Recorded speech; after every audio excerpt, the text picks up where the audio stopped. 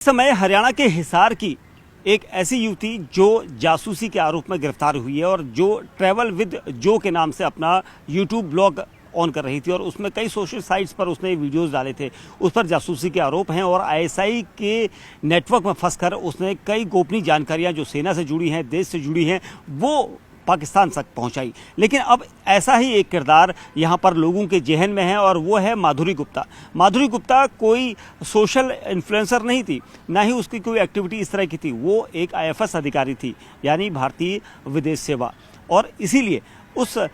माधुरी गुप्ता पर किसी को शक नहीं था, क्योंकि शुरुआत से लगातार जवाहरलाल नेहरू यूनिवर्सिटी की पढ़ाई में वो अव्वल रही थी और उसके बाद आईएफएस नौकरी उन्होंने ज्वाइन किया था। उसके बाद भारत में उन्हें जब नौकरी मिली थी तो भारतीय विदेश सेवा में रहते हुए उन्होंने अपनी कमांड काफ़ी तेज की थी। उर्दू में उनकी काफ़ी अच्छी पकड़ थी, उर्दू अच्छा बोल लेती थी, उर्दू अच्छा समझ लेती थी और इसीलिए उन्हें इस्लामाबाद में एक ऐसी जगह पर, इस्लामाबाद में भारतीय उच्चायोग में उन्हें रखा गया द्वितीय सचिव के पद पर और सूचना और प्रेस को वो हैंडल करती थी ताकि वहाँ की गतिविधियाँ वो नोटिस करे कि वहाँ की मीडिया में क्या चल रहा है, वहाँ की प्रेस में क्या चल रहा है। लेकिन धीरे धीरे वो खुद ट्रैप में आ गई। वो इसलिए क्योंकि कुछ उनके पास ऐसी ये यहाँ पर सूत्र बताते हैं कि कुछ नाराज़गियाँ ऐसी थी कि उन्हें कई बार छुट्टी नहीं मिलती थी और क्योंकि जो काम वो कर रही थी भारतीय विदेश सेवा का, उसमें कई बार आपकी जिम्मेदारियाँ ज़्यादा होती हैं और इसीलिए आपको छुट्टी नहीं मिलती। लेकिन जब दिल्ली पुलिस की एक जो स्पेशल ब्रांच है उसको यहाँ पता चला कि उनको जो है ट्रैप किया गया और वो कुछ ऐसी गोपनीय जानकारियाँ पाकिस्तान को लीक कर रही हैं। क्योंकि सबसे अहम चीज़ ये है कि ऑफिशियल सीक्रेट एक्ट एक ऐसा एक्ट है जिस पर यहाँ पर उन्हें गिरफ्तार किया गया था। उनके ऊपर आरोप थे गोपनीय जानकारियों को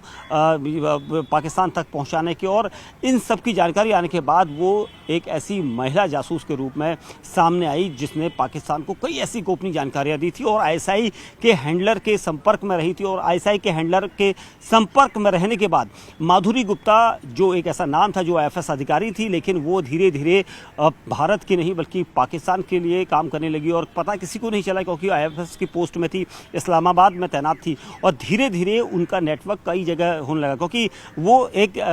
इस्लामाबाद में ही नहीं रही थी, इससे पहले भी वो ईरान में रही थी, उसके अलावा वो क्रोएशिया में रही थी, मलेशिया में उनकी पोस्टिंग हुई थी। तो ऐसी जगह पर महत्वपूर्ण देशों में पोस्टिंग होने के बाद उनकी जब पाकिस्तान में पोस्टिंग हुई थी तो पाकिस्तान में रहकर उनके आसपास एक ट्रैप लगाया गया था, क्योंकि वो उस समय मसूद अजहर पर भी एक किताब लिख रही थी और इसीलिए उनके आसपास ट्रैप लगाया गया था आईएसआई के द्वारा, ताकि उनको अपने हैंडलर के माध्यम से उनसे जानकारियां जुटाई जा सके। और इसीलिए माधुरी गुप्ता का संपर्क जमशेद नाम के एक ऐसे शख्स से करवाया गया जो आईएसआई का हैंडलर था, उनके नज़दीकी था और इसीलिए जमशेद के साथ वो संपर्क में आई, जमशेद के प्यार में पागल हुई, जमशेद के साथ शादी करना चाहती थी माधुरी और इसके एवज में उन्होंने कई ऐसी महत्वपूर्ण जानकारियां जो देश से जुड़ी हुई थी, सेना से जुड़ी हुई थी, कुछ ऐसे रक्षा प्रोजेक्ट से उनसे जुड़ी हुई थी और धीरे धीरे माधुरी गुप्ता ने वो सारी जानकारियां पाकिस्तान को आईएसआई तक पहुंचाई और धीरे धीरे कई ऐसी महत्वपूर्ण जानकारियां वो लगातार देते रही और धीरे धीरे जो प्यार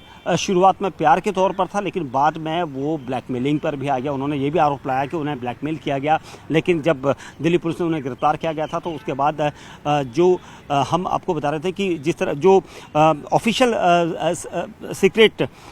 एक्ट होता है उसके तहत उनकी गिरफ्तारी हुई थी। उसके बाद वो पाकिस्तान में उनके किससे संबंध थे, जमशेद के अलावा वो सारी जानकारियां जांच एजेंसियों ने जुटाई और माधुरी गुप्ता को 2018 में दोषी माना गया था और जासूसी करने के आरोप। और उसके बाद से उनकी गिरफ्तारी के बाद से लेकर लगातार उनकी सारी चीज़ें सामने आई और आज इसलिए माधुरी गुप्ता का नाम सामने आ रहा है क्योंकि लोगों के जहन में एक बार फिर माधुरी गुप्ता इसलिए आई क्योंकि इस वक्त यूट्यूबर ज्योति मल्होत्रा जो इसी ट्रैप में थी, क्योंकि वो सोशल मीडिया इन्फ्लुएंसर थी, सोशल इन्फ्लुएंसर होने के नाते वो कई जगह जाती थी, उनका इस्तेमाल किया गया। कई भारत की ऐसी जगह हैं, लोकेशंस थी जहाँ से वो वीडियो बनाकर पाकिस्तान भेजती थी या पाकिस्तान कैसे वहाँ तक पहुँचती थी, तो वो सारी जानकारियाँ जुटाई जाती थी। और इसलिए ज्योति के इस केस के बाद लोगों को यहाँ पर ख़ास तौर से माधुरी गुप्ता का जिक्र इसलिए सामने आया क्योंकि माधुरी गुप्ता जो एक IAS अधिकारी थी, और उसके बाद उनके ऊपर इस तरह के आरोप लगे थे, जिसके बाद उन्हें सजा दी गई थी। तो कुल मिला के ज्योति वाले केस में भी